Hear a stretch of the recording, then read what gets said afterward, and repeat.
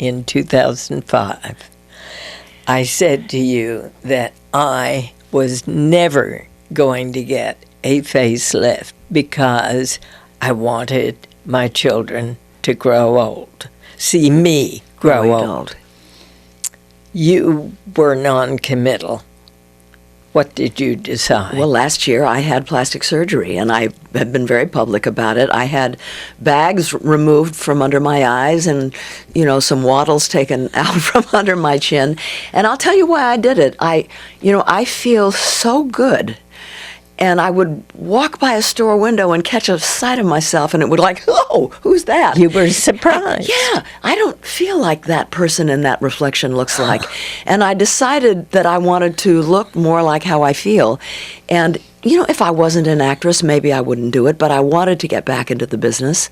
I quit the business for 15 years, 10 to be with Ted Turner, and 5 to write my memoirs. And now I'm getting back into movies, and I want to buy myself a little time. So I did it, and I'm not proud of it.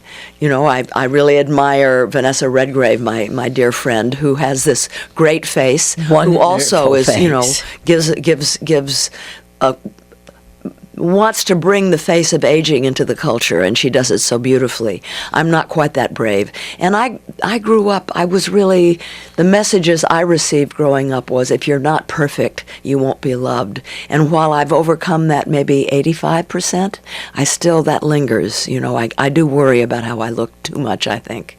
It was your dad who said that to you. Well, he didn't say it, but he communicated it to me. How? Well, he would complain if I wore a belt that was too tight, or a bathing suit that was too small, or a shirt that was too short.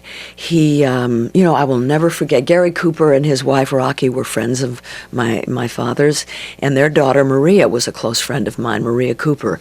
And she reminded me, I interviewed her for my book, and she said, one day we went to the beach, and she said, my mother told me that your father said, Jane's got the body, but Maria's got the face.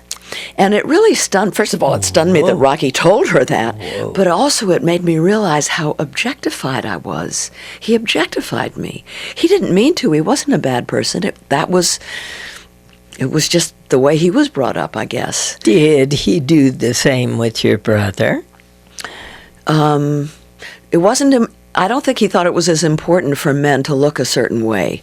However, he did feel that men were supposed to be a certain way. They were supposed to be, never cry, don't be a sissy, Heroic. Don't be a mama's boy, be heroic.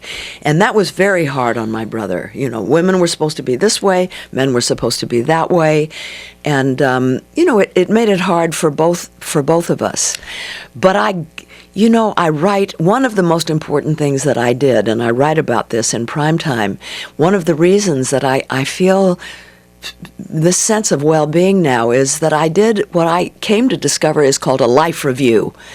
I went back and really researched myself as a young child and growing up. I researched my parents.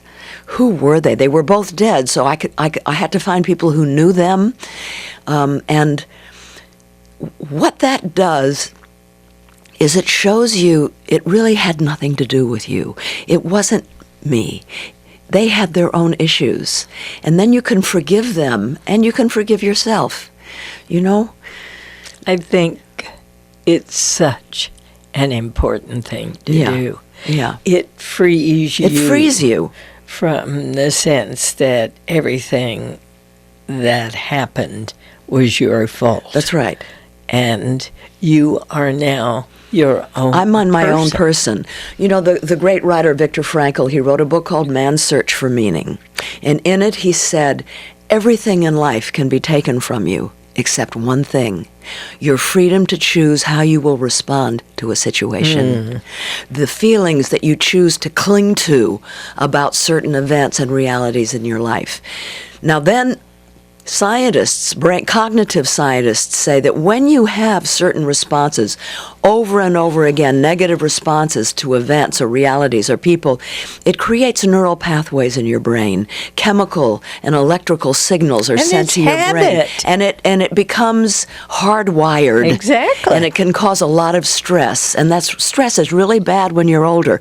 If you can, through a life review, and I talk in the book about how to do a life review, or through meditation or cognitive therapy, you can alter the way you respond to things in your past. New circuits are created in your brain that are healthier for you, and that becomes hardwired. You have a new way of looking at life.